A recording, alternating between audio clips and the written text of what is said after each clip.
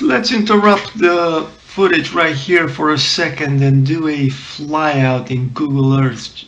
It's an approximate location along the flight path. Actually, we had crossed Colorado River. But anyway, this works to illustrate just the curvature of the Earth that we should be seeing.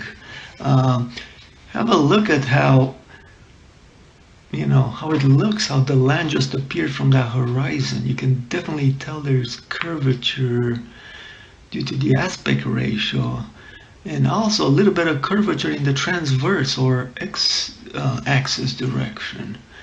Very interesting. I have to scroll here quite a bit to get out to the mountains.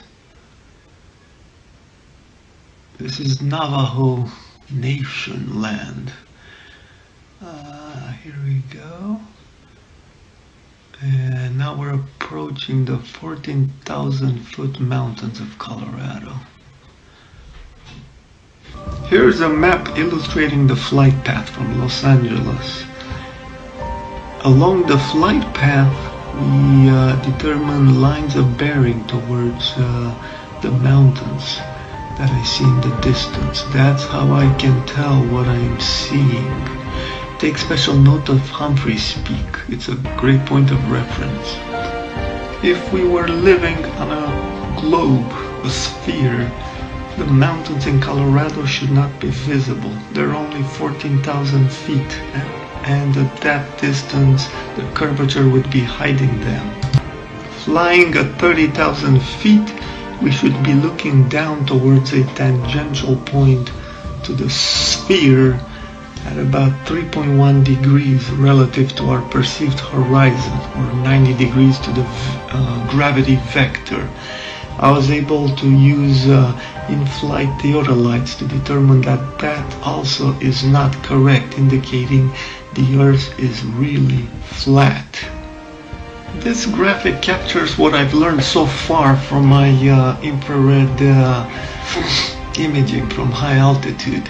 The atmosphere prevents seeing at shallow angles. There's a critical angle beyond which the light rays just bend as they enter the warmer regions of the atmosphere with more moisture content. So we cannot see way in the distance. There is a limiting factor. As you can see in the inset, using my theodolite app, I determined where those angles were, and you can see that where the spherical Earth horizon, the theoretical, should be, we can obviously see above it. And at about 1.9 degrees, it seems like we can't see anymore because of the haze. But if we look at the surface that we're seeing, it doesn't curve out of view. If that were the horizon, it wouldn't look like that, We would be looking at a zero grazing angle.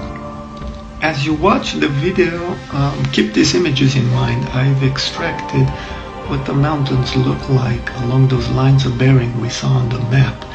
So be on the lookout for these. I will try to narrate and point them out. Initially, I did not see the mountains at 500 miles. I thought they were clouds. I only noticed them around 480 miles when I was looking at Humphrey's Peak. That's when I noticed those pale, what looked to me like clouds, and then later I noticed what they were. Now here's the shocking conclusion, folks. We're seeing those mountains in the distance at the correct elevation for a flat Earth. Just incredible. Not only should we not be seeing those mountains if we lived on a sphere, but we're seeing them, and we're seeing them at the correct elevation for the shallow observational angles, which are about 0.38 degrees to those distant mountains and about 0.9 to Humphrey's Peak. Simply incredible. The Earth appears to be astonishingly flat.